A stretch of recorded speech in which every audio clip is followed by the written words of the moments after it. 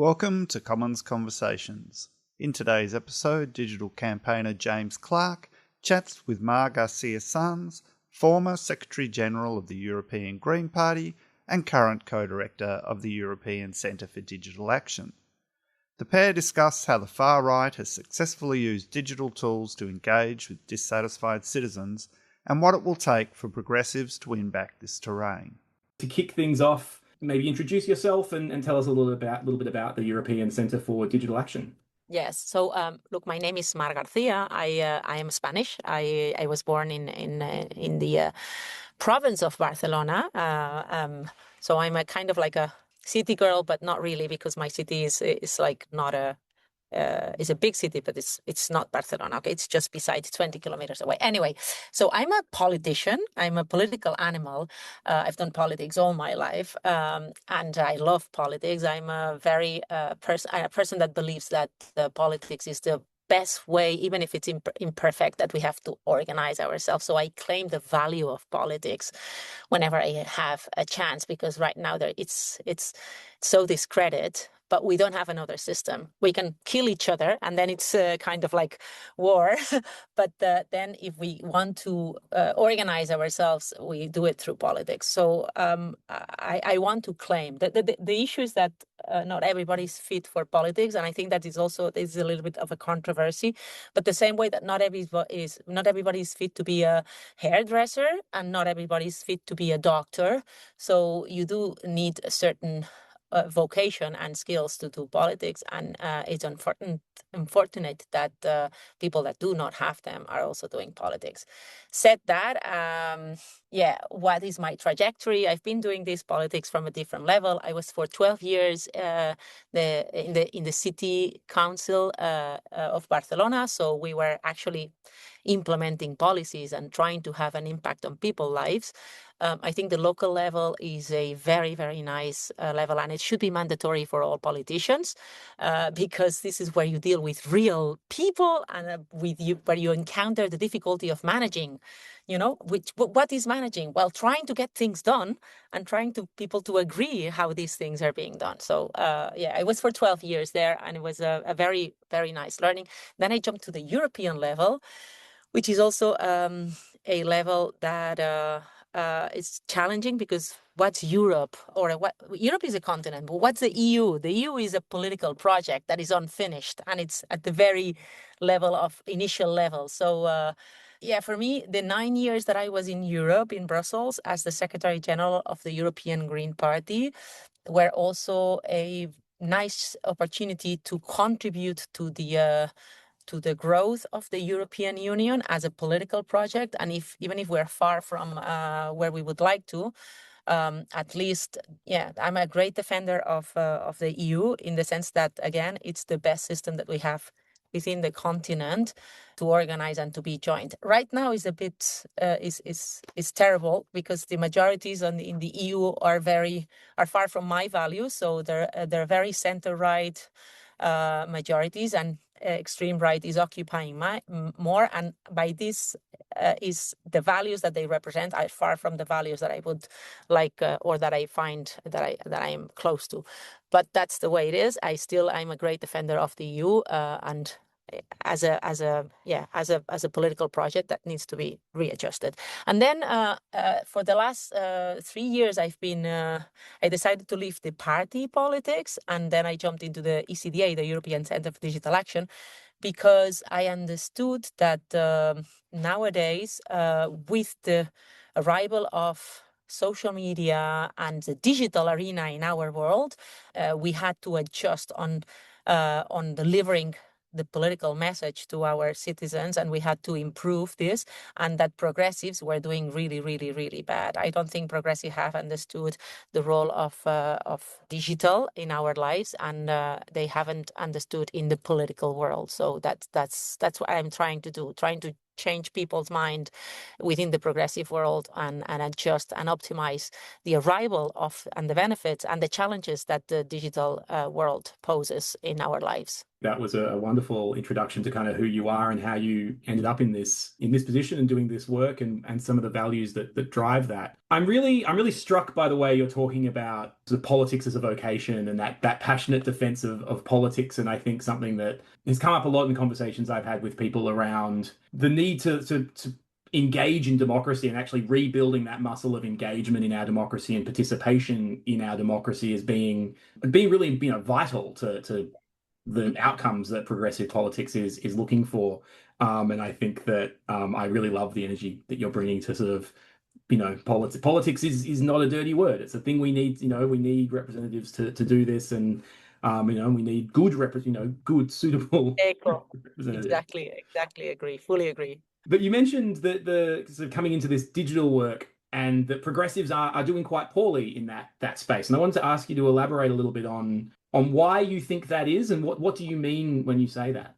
Yes. So basically, I think that the changes that those instruments have brought into our life, and I don't mean the phones, but I mean the accessibility to the information. The phones are just the means to access to a ton of information. It could be phones, it could be in the laptop, but like what the digital world poses into our lives is a revolution.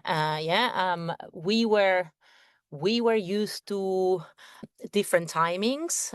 When we wrote a letter, it took 2 weeks until this letter arrived to the person that we were addressing it. Now we have an instant message and we are in this conversation. So the challenges that the digital world has posed on our life have changed everything, have changed the media, have changed the way that we communicate, have changed the way we work, have changed everything. And they have also changed politics. And my humble experience is that the people with values very different from ours. So, because when I talk about the right and the far right, it looks like they are like, just another like family out there. No, there is people with a specific understanding of life and with a specific goal. So the people that want to own or that want to be the bosses of our society for their own benefit, and those are, the people that or the values that represent the far right, especially. These people understood the impact that the digital world had in our life, like earlier than we did, or at least they understood the benefits that they could extract from it earlier than progressives. Progressives faced the digital revolution as, oh, it's coming. We need to regulate. We need to just treat as another kind of like progress. Yes, but the progress was so mind-blowing that the scale was not somehow perceived. And at least I'm going to focus myself on the political arena. At least in the political arena, progressives didn't understood that, the tempos, the change in the tempos, the change in the access to the volume of the changes was so huge that this was having an impact on how people wanted to engage in politics, and somehow the far right for 10 years have been using the capabilities or the potentialities of the digital arena to engage people in politics, to listen to them, to not really to listen, but to channel their emotions. That's what I think that they understood very often. So, and somehow progressives were anchored in an analog world of understanding. So, for good or for bad, representative democracy allowed a way of doing things. And this kind of solidified, and big parties understood, dear citizens, trust me, I'm going to ask you for your trust once every 3, 4 years, 5 years, and then I'm going to stop talking to you because I'm going to be doing my job, So, and I'll come back to you in 4 years. And this solidified, and this brought a lot of bad things in our representative democracy system. And at a scale, this was not changed. There was some initiatives of direct democracy here and direct democracy there and blah, blah, blah. And, participatory budgeters and all this. But at a scale, this didn't change. And digital tools allow to change this, allow to open for participative ways in this representative democracy. And the far right has understood this. The progressive world hasn't. So my experience is that big progressive parties are still on this one way talking to citizens and are struggling to open up spaces for having citizens having a say on the way that they do politics and inviting them on the way they do politics. And the far right, they have at least offered channels for engaging, which doesn't mean they're inviting them to do their politics, which doesn't mean they're inviting them to co-decide, but they have understood that, they have to offer channels to engage emotionally with what they say. Yeah, that's really, I think, really interesting. And I think I'm as you're talking, I'm reflecting on sort of early on this sense in like 2008, actually. So I'm thinking about Obama and the success of the Obama campaign and a lot of like that storied digital campaign. And I know that, at least in Australia, which obviously absorbs a lot of US content, yes. a lot of US the culture. whole world, of course, yes.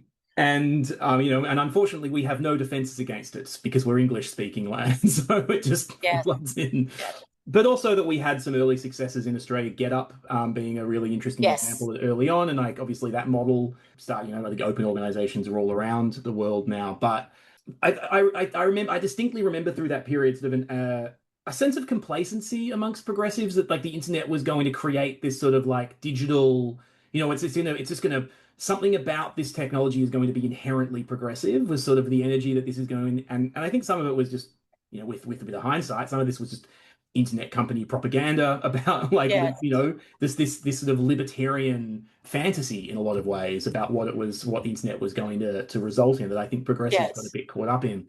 And then I think that was the first decade. And then now like the decade, the more recent decade has really shown that was not a misjudgment. Actually, the right has and I would argue, and I'd love to get your thoughts on this, a sort of a structural advantage when dealing with a lot of these platforms. And it's something I wanted to talk a bit about as well. And maybe thinking about, certainly I've been reflecting in this last couple of years of like, as Elon Musk's purchase of Twitter and sort of turning that into just a, right-wing abusive hellscape. Yes. And a place, that I used to, and I remember it was a nexus of a lot of leftist organizing was on these platforms, and he managed to not just take away this sort of like town square, but took away a place for progressives to organize. And as I feel a bit of an internet refugee as I float around trying to find different platforms and try what's my home on the internet anymore? Yes. And I guess it just feels like I'm really noticing that sense that like the corporate hold on social media and this drive to push rage and anger and keep people engaged on these platforms is stronger than it's ever been. And I'm curious about sort of your reflections on that. Do you agree? Do you think that the right has a bit of a structural advantage in this space? Yes. And is there something what can we do about that? I totally agree. I mean, when I go and try to train progressives, I try to change their mindset of like, the internet is like the public agora. No, the internet is not the public agora anymore. Like, not anymore. It has never been, because yes, it's a neutral space, let's say. But first of all, governments need to guarantee that you have access. There is already a first like condition to be public agora. So can everybody access with the same in the same way? Probably not, because are the infrastructures for your internet access kind of like guaranteed or not? So second, the instruments. So the traffic that goes in the internet is in the hands of private corporations. So they're businesses. So when you enter a mall, you enter a private property, and whatever the rules that are in this mall, the owner of the mall define the rules, So if they say you cannot eat ice cream in my mall, you cannot eat ice cream in my mall because that's a private property. So people do not get that Twitter, Facebook, Instagram, TikTok, those are private properties and they have some rules. And progressive confused that, this was a public agora for too long. And first of all, we weren't quick enough to regulate because this was business. And why, if we regulate for the public or for the common benefit, the businesses, so we regulate health businesses, we regulate to protect people, yeah, from abuses. Why didn't we regulate the businesses of within the digital world? Yeah. So at least in Europe, we have GDPR, which means data belongs to you, because, those kind of like private businesses in social media were using our data, but that's a resource that belongs to us. It's for a European, when you go into the US, and I don't know exactly how it's in Australia, it's just so mind-blowing that my research, my data, my behavior, you're using it, and I'm giving it for you for free. What the hell? Yes. So there was no proper regulation to protect the resources of the citizens against these businesses. So that's also, by the way, one of the main goals, I think, from the big US platform owners, to deregulate the little regulation that we have in Europe with DSA. And I think that this is one of the strategies that there is behind of the attacks in Europe. I hope that Europe stands up and understands that their sovereignty and their freedom is also based on the capacity of, protecting citizens' resources, and in this case, citizens' data. So going back to your question, I think that the far right understood, okay, how can we also benefit from this business, and also, or somehow partner also with these businesses, because they do share values. I want to also put that the owners of the platforms do share values and life visions as the far right parties, and somehow the center right parties that are giving in on some of their values. And then how could we benefit of your rules, dear platforms, to gain the trust of the citizens, and because they're in your private properties? So let's kind of like convince them to go towards our values. So I don't think I want to deny, that people are stupid. People are not stupid, but the world is very complex, and people do survive a lot of difficulties in their daily life, yeah, because the system is not the fairest one in general terms, in which we live. So it's very hard to understand all this complexity, and and they're in the mall and they have their ice cream and they just want to eat their ice cream, but somehow they're being pushed towards, just leave the ice cream on the entrance, because we're gonna show you a bigger ice cream here, and we're gonna give you a nicer one, but it's never coming. So and also, like, one last thing, I mean, things go so fast, but if we take a step back and we are humble and we look how history is like much longer than and bigger than we are, we're probably like in an historical moment that has only started, unfortunately, that started 10 years ago, which again, in historical terms, is very little. And it's the far right, conquering the cultural hegemony with their values. And we are in this process, I think. I would love that it finishes soon enough, but I think that history has shown that, it's going to take a while until we can defeat, and gain the cultural hegemony back.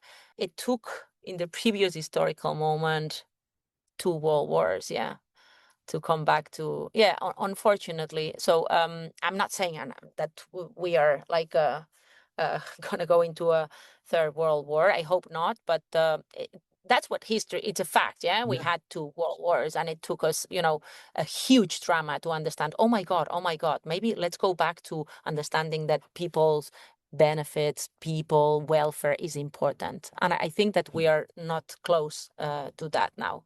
Now what is important in general terms is the protecting the wealth of the super rich. That's what's in the values. Of course, things are not black or white. Yeah, I have to say also, like, watching what's happening in Minnesota gives me some hope, and there's other like sources of hope. So things are not black and white. This is not lost, but I think that this is where we are right now. Yeah, and I think obviously, you point to sort of places where there's pockets of resistance, and I think that we know that there's always resistance, and there's always some hope to be drawn from that. And in many ways as well, it's interesting, right? Like that even thinking about saying like, watching what's happening in Minnesota, like the way that I've been watching that, I think much like everybody is a stream of short little videos that I didn't really seek out. They just sort of got presented to me. And, it's like that's how I got that information about it. And knowing that there's someone looking at, the same app that I'm looking at, getting a stream of short little videos that are talking about these protesters being, terrorists, a threat, like, and some of it including just, AI generated lies about what's happening, right? And then also obviously then I spend my time having to do the like AI investigations myself about like Yes. am I looking at a real thing when I look at this video, right? And like I didn't ask to become an AI investigator, but here we Yes. are. Yes. I have to do that every day now. And and I wonder about like, that sort of like as our attention gets pointed through these sort of increasingly siloed experiences and what that does for our politics, especially when obviously progressive politics is one of collective action and of democratic decision making. And as we're all in our little bubbles, and taking in information in such a isolated way and such an overwhelming way, often what that sort of does to our, I guess, like individual mindsets, but also to like that collective political experience. Again, sorry to go back to the basics, but I think that's for me, like we don't need to reinvent the wheel.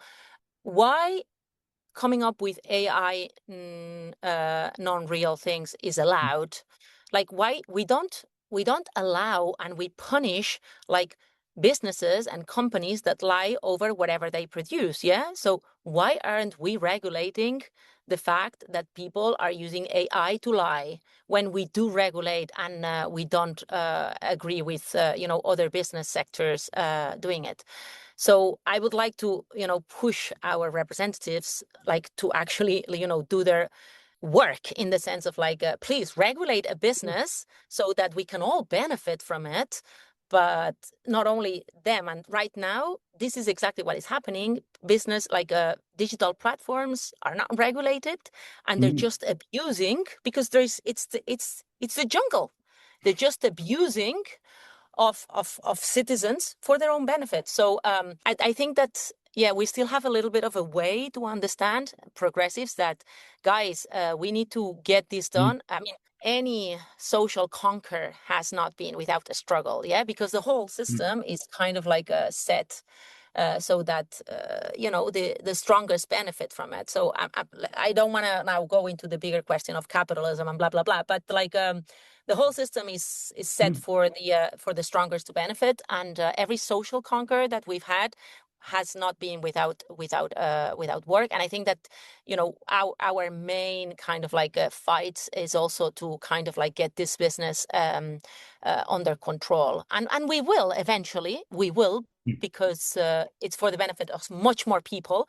So we will understand, but it's going to take some time. I think that this should be our goal in that, and AI goes into this, let's say, basket. Great. I think we need to regulate these companies in many ways. I also I think we need to be experimenting with the fact that these are all American companies, and Exactly. the fact that we are surrendering our sovereignty in a lot of ways to have them control so much of our data, our Yes. information, Yes. and just the ways that we function as a society, and the ways that we coordinate. And that obviously this is a challenge. And I know that in Australia, and I think this varies around the world, but a lot of countries, Australia is definitely included in this, are not just not regulating these companies, but are actually actively inviting, and especially in the purpose of AI, trying to incentivize more and Yes. more and more of this before we've even really understood what it is and really thought.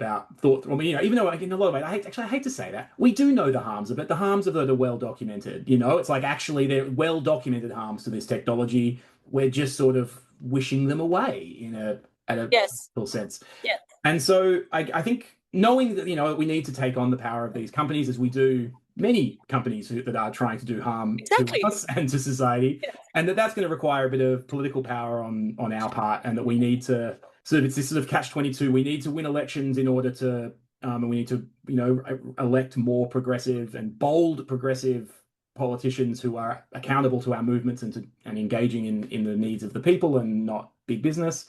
But in order to do that, we need to fight on the terrain that we're on, which is currently entirely dominated by these these companies, and especially in this, the information ecosystem that we live in is as you rightly point out, it's a mall. We're in a shopping mall, and Yes. so I kind of want to maybe bring this conversation back to sort of talking about what we can do in terms of what progressives can do and things that you've seen that are towards that goal of growing our political power and growing our kind of democratic engagement in politics. Is there anything that you've seen, like, or can you kind of describe to me sort of like what you've been looking at that sort of inspired you in the last year or so that you're seeing as like really exciting trends that ways that we can sort of start to take on and operate in this environment? So the overarching kind of like understanding that I think that progressives and our bold politicians need to understand is that they're not on their own. Yeah, they're not on their own. They're not solely themselves or their party. In Europe, the parties do play a big role because our electoral systems favor party as structures rather than candidates. So I think that there is a bit of a difference between the European world and the Anglo-Saxon world, and that includes the UK, yeah, I would say. So first of all, our political parties and candidates need to understand that they're not alone, that the citizens are with them. But in order to, to allow the citizens to support them on the struggle of represent our values, they need to take them into account, and they need to look for channels where to include them on their, let's say, political activity. And currently, political parties are far from understanding that in their way of doing politics, they should take citizens on board. And let me tell you the difference between one fascist party, one far right party, and one progressive. So progressives are still thinking that citizens, they don't have instruments to engage these citizens. So the way that we take, like progressives take politics so importantly, that we think that data-driven things are the only ones that matter, and the technicality of the policy is the most important thing, and common sense and rationality is going to give us the right that we hold, and sometimes even like the moral superiority that we think that we have. And far-right parties understand, yes, but people are angry, and where people are angry, they're willing to fight for you. So it doesn't matter what they feel, or just let's use this anger for our benefit. Yeah. So what progressives have not understood is that rationality is not what is going to engage people on your fight, but it's it's allowing the people to participate when they are angry, when they're happy, when they are willing to have a say, when they're willing to go again. So I don't see any progressive party / candidate in Europe that is so inspiring. We're working on it, and we're hope that we will have some victories.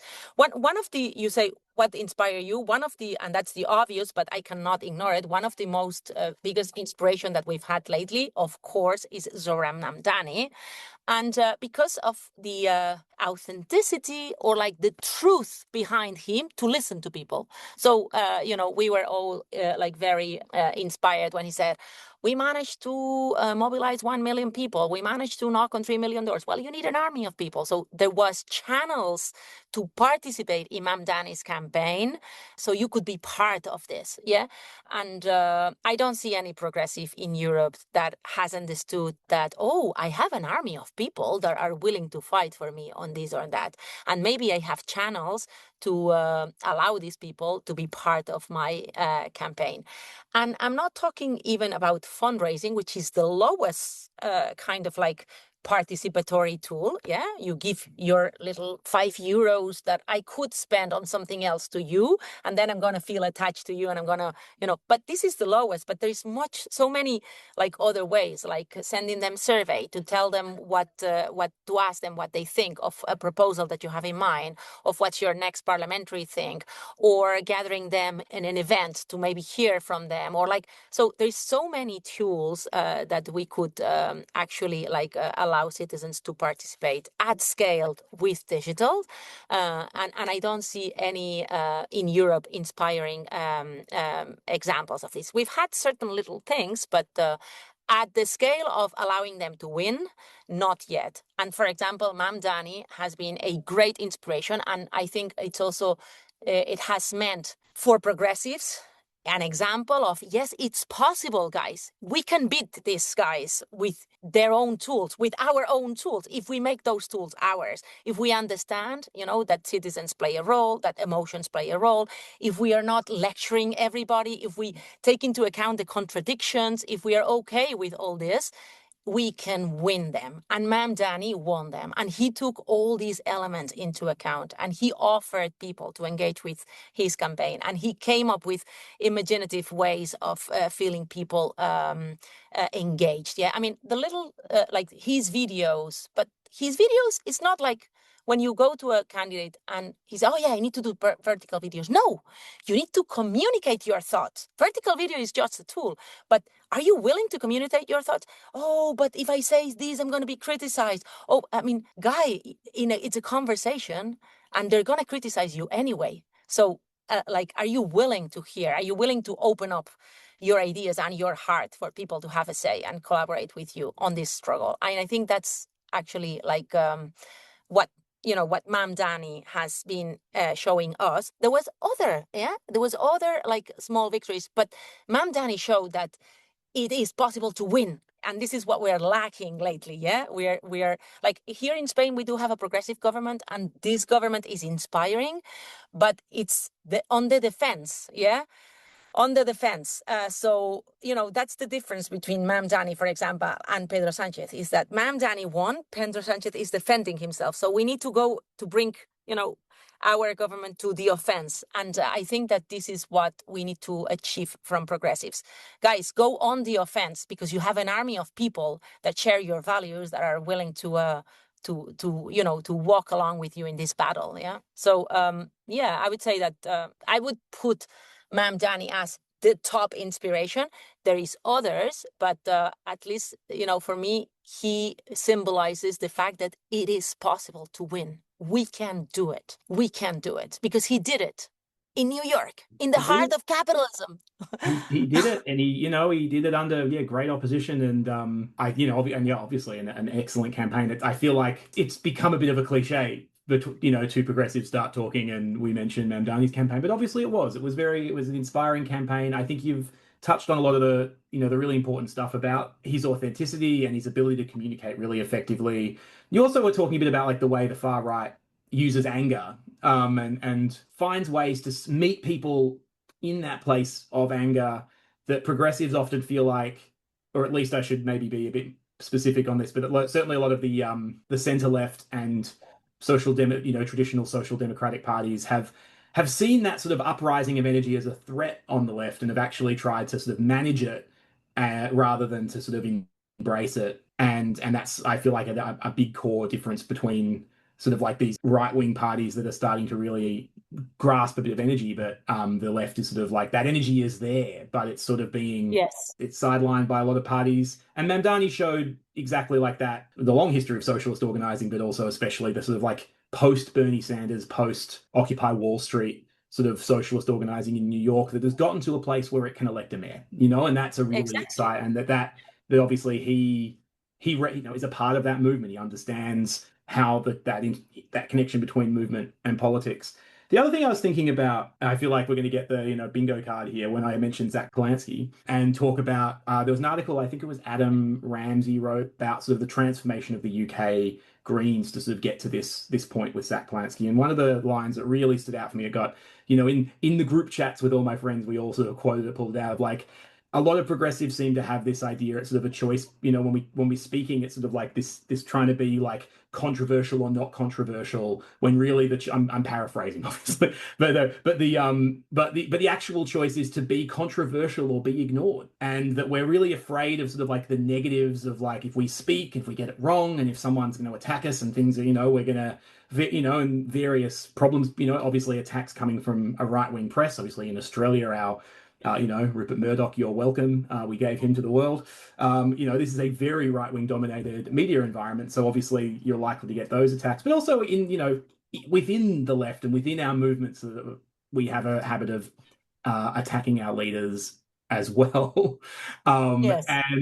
And I feel like we move in with a lot of fear in these spaces, and something that that's been exciting about, I think, both Zach and Mamdani's sort of campaigns is that they've really embraced the sense that at an emotional level, which I think is what you were getting at earlier, that they're speaking to people at a more emotional level who understand the fear and the frustration and the struggles, especially, have been amplified post pandemic, but have obviously been brewing in late capitalism for quite some time. Yes, I think that the center left needs to acknowledge, and maybe they need some time, but I mean, a time that we don't have, but like they need to acknowledge that when it comes to this prudency, I don't know if that's an English word, but like to be prudent, that the system, people are angry because the system was not delivering for these people, and they were rightly so being angry. Yeah, so and that's where this prudency needs to be kind of like amended, yeah. And so in order to get this army of people that share your values, because I strongly believe that center left are pro-democratic people. Like, I mean, I share the values with them, yeah. But in order to bring this army of people in your struggle, they need to understand like the way they were doing until now did not function because it didn't deliver to the people. So I have my own personal perspective, and I think that here the key issue is very easy. It's very, very, very easy. It's very difficult to implement, but it's very easy to understand. It's the share of wealth. So it's very easy.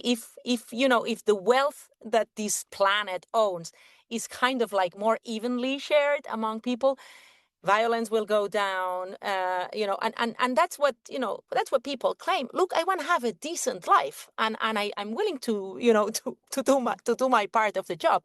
And the system was not delivering on this. People were doing their part of the job, going to work, fulfilling laws, behaving in a shared society, and having solidarity towards and inclusive and blah blah blah blah.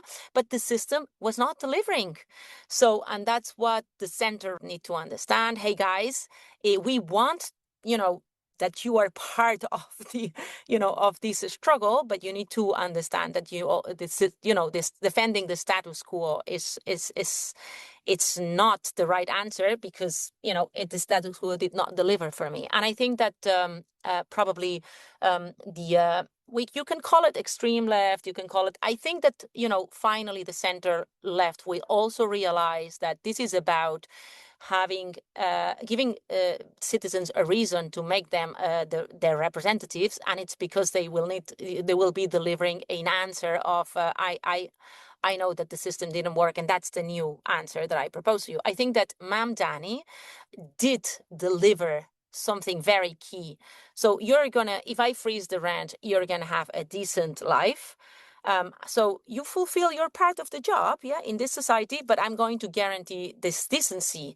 And then, of course, like free buses, the childcare, the public supermarkets, but like freezing the rent is like, housing is you need to sleep somewhere. You want your kids to be warm at night. You want your parents, when they're old, to be taken care in.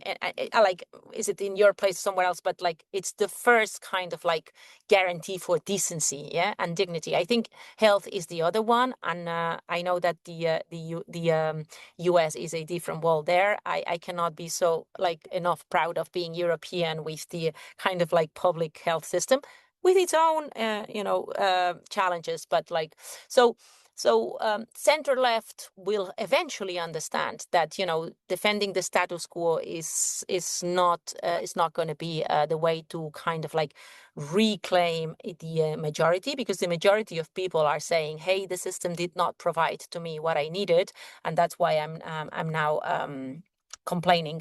And I think that was a little bit the secret that the far right understood also.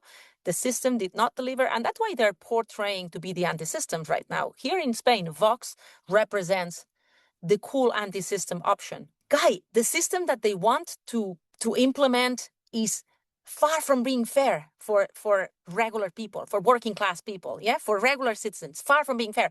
But they are this is a step after, yeah? They are now representing the anti-system voice, and people want to change because the status quo is not delivering from them.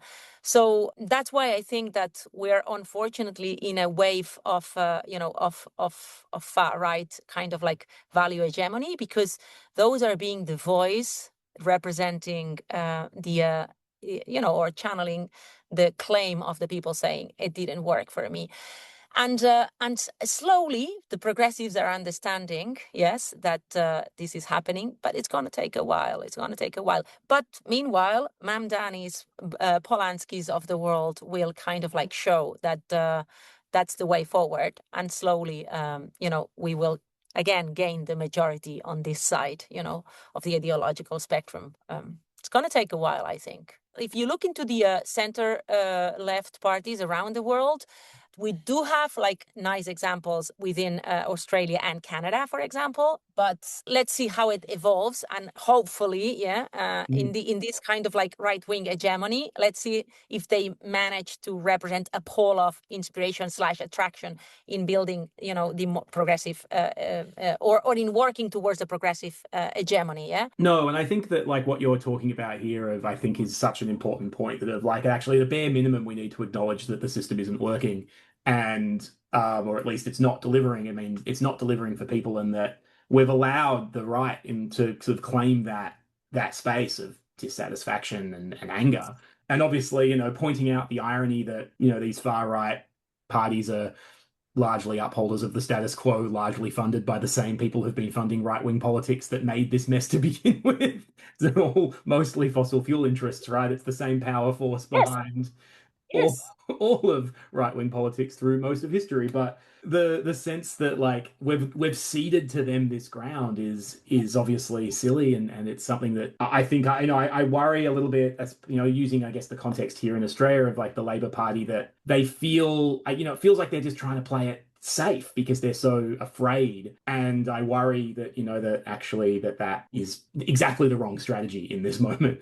I guess that's a great conscious of time, and I think I maybe want to just direct us to look ahead a little bit into 2026 and where you think we should be, or where progressive political parties and organizations should be directing their energy in 2026. So let me again like go back to my territory, and then we can go to the world.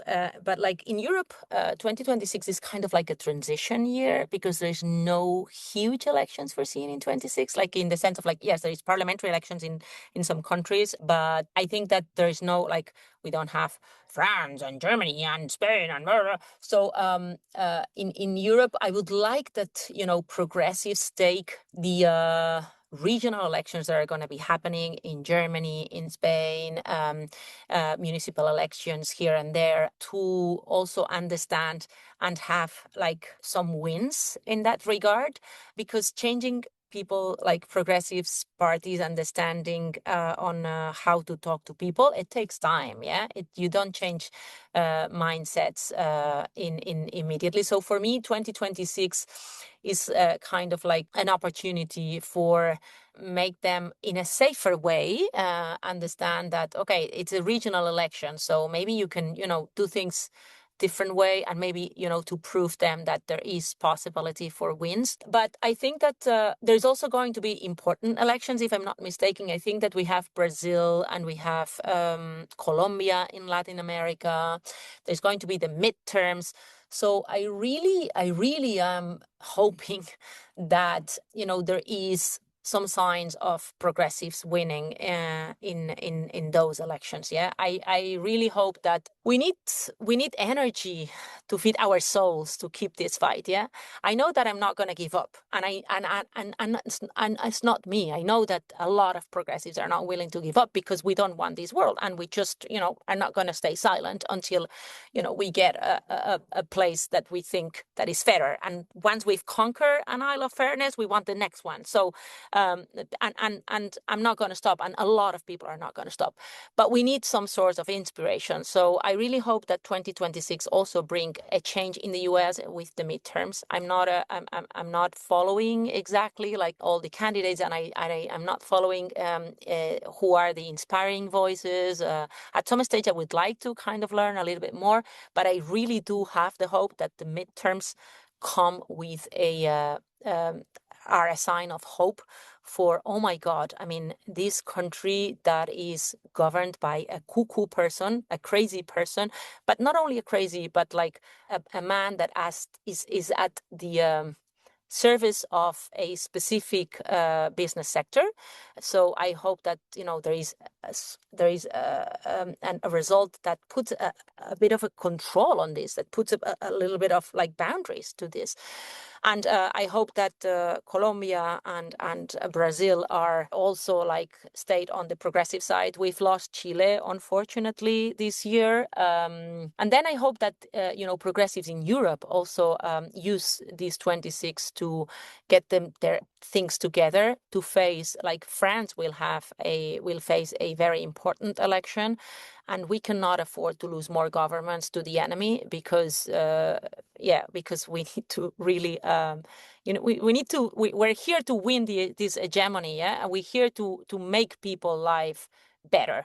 And the enemy is not going to make people life better. We know that they are the surface of certain powers, you just said, like tech companies, but also oil companies and all this. And so we're not against these people per se. Like oil companies is just, guys, you are messing up our planet, and my kids are going to have to live in a place that is much worse just because you want to earn money. So that's also a message of like common sense for progressives. This is why, we want to fight these companies, is because, the well-being of your kids, not because we're just, crazy people that love revolutions. Yeah. So, that's what 2026 here in Europe, it's going to be about, like focusing on certain regional elections in here and there. And I hope in the world, and I'm sorry, I apologize already because I'm a complete ignorant on the African world. And I know there's going to be elections there. And I know there is great people. I was talking to people from Nigeria last week. So there is great people also, fighting for progressive values. And I'm also a very big ignorant on the Southeast world, like the Asian world, where there is also a lot of people, playing magnificent battles against autocrats, like in India and in Korea. And I mean, there is a lot of like progressive, and sometimes we are so self-centered. But I hope that there is also good signs from those countries. It wasn't that far away that I was looking and reading about how South Koreans were also like fighting their government for abusive behavior. So I really hope that 2026 is a year where we see some inspiration of progressives, understanding that this fight needs to be fought with the people and allowing them to participate in those fights. So doing better campaigns, using digital tools to include people in the political fight, and that wins source that serve as a source of inspiration to keep this struggle, because we're not winning it, so we just cannot give up, and we need to keep that struggle. I was going to ask you if you had any final thoughts, but that almost feels like a nice point to finish it on.